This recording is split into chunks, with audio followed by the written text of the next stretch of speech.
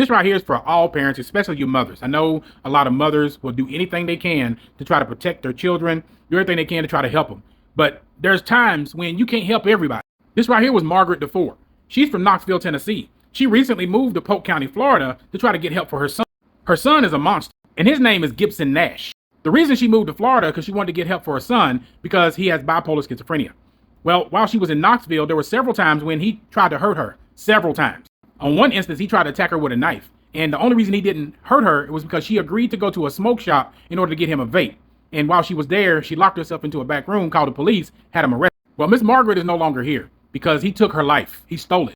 This right here is what happened. The deputies come there and they knock and they knock and they knock and no one answers. They determine that obviously it's Margaret DeFore's residence.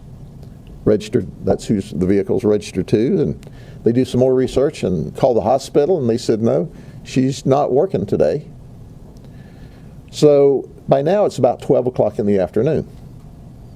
Gibson is unconscious. They have since found some paperwork on him, but now they're wondering where Margaret is. She won't answer the door. So our deputies are looking around the house and one of them lifts a floor mat up at the front door and finds the key, unlocks the door and goes in. As our deputies enter the front door of the house, they look immediately to the left in a bedroom which is set up as an office, and there's Margaret, stomped into a bloody puddle in the middle of the floor, obviously deceased. So as you can imagine, all kinds of bells and whistles go off at the sheriff's office, and we go, whoa, we've got more than what we thought occurring here. Well, of course, we determined that Gibson Nash, who's 21, is the son of Margaret. He's 6'2" and weighs 218 pounds. He's a big guy. And it turns out he's a very dangerous guy.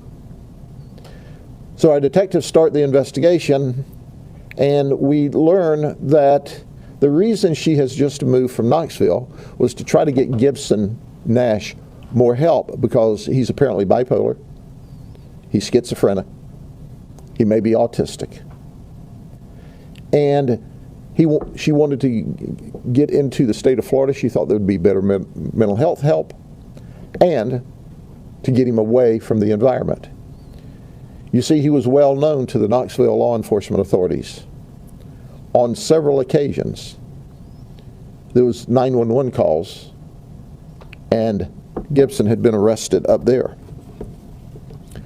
He'd been arrested up there on one occasion with a 911 call on the 6th of April, where Margaret had called from a smoke shop. She had gone into a smoke shop, locked the door, dialed 911, and said, "My son attacked me last night. He's in the car, and I'm afraid.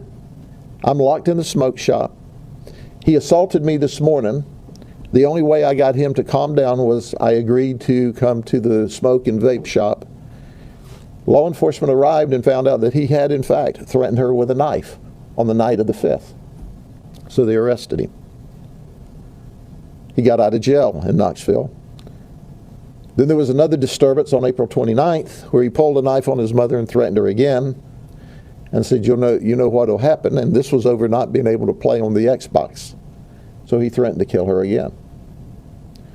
Then she moves to Florida and she goes back to Knoxville and she bonds him out of jail on the charges and brings him home. Now, about 4 or 4:30 in the morning, one of the neighbors hears a disturbance next door and hears a couple of thuds. Doesn't think anything of it, looks outside, doesn't see anybody, and goes about their way. And then we have the 3 crashes. Well, he stole his mother's car and he fled.